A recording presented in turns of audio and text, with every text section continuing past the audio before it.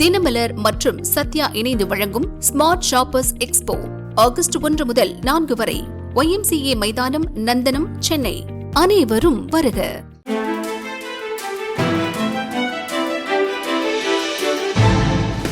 தட்டை, சீடை, முறுக்கு, ரிப்பன் பக்கோடா, அதிரசம் என்ன வேணாலும் செய்யுங்க. ஒரே ஒரு 5 லிட்டர் இதய மந்த்ரா கடல் எண்ணெய் பேக் ஒரு மாசம் முழுசுக்கும் அத்தனை சமையல முடிச்சு விடலாம். இதய மந்த்ரா. 2022 ஜூலை 11 நடந்த அதிமுக பொதுக்குழு கூட்டத்தில் பழனிசாமி பொதுச் செயலாளராக தேர்வு செய்யப்பட்டார். ஓ பன்னீர்செல்வம் மற்றும் அவரது ஆதரவாளர்களை கட்சியிலிருந்து நீக்குவது உள்ளிட்ட பல்வேறு தீர்மானங்கள் நிறைவேற்றப்பட்டன. பழனிசாமி அதிமுக பொதுச் செயலாளராக அறிவிக்கப்பட்டதை எதிர்த்தும் பொதுக்குழு தீர்மானங்களை ரத்து செய்ய கோரியும் திண்டுக்கல்லை சேர்ந்த சூரியமூர்த்தி சென்னை உரிமையியல் கோர்ட்டில் வழக்கு தொடர்ந்தார். அவர் தன்னை அதிமுக உறுப்பினர் எனவும் பொதுச் செயலாளர் அடிப்படை உறுப்பினர்களால் மட்டுமே தேர்ந்தெடுக்கப்பட வேண்டும் என்றும் சூரியமூர்த்தி மனுவில் கூறியிருந்தார். இந்த வழக்கு விசாரணை நடந்து வந்தது.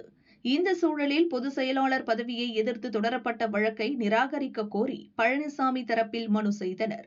சூரியமூர்த்தி அதிமுக உறுப்பினரே அல்ல. உறுப்பினராக இல்லாத சூரியமூர்த்தி கட்சி செயல்பாடு குறித்தும் கேள்வி எழுப்ப முடியாது என கூறியிருந்தனர். இந்த மனு இன்று நீதிபதி சிவசக்திவேல் கண்ணன் முன் விசாரணைக்கு வந்தது. கட்சி விதிப்படி பொதுச் செயலாளர் கட்சியின் அடிப்படை உறுப்பினர்களால் தேர்வு செய்யப்பட வேண்டும். இந்த விதிகளின்படி பொதுச் செயலாளர் தேர்ந்தெடுக்கப்பட்டார் என கூறவில்லை என்பதால் இந்த வழக்கு விசாரணைக்குரியது என நீதிபதி உத்தரவிட்டார். பொதுச் செயலாளர் நியமனத்திற்கு எதிராக பழனிசாமி தொடர்ந்த வழக்கு தள்ளுபடி செய்யப்பட்டது.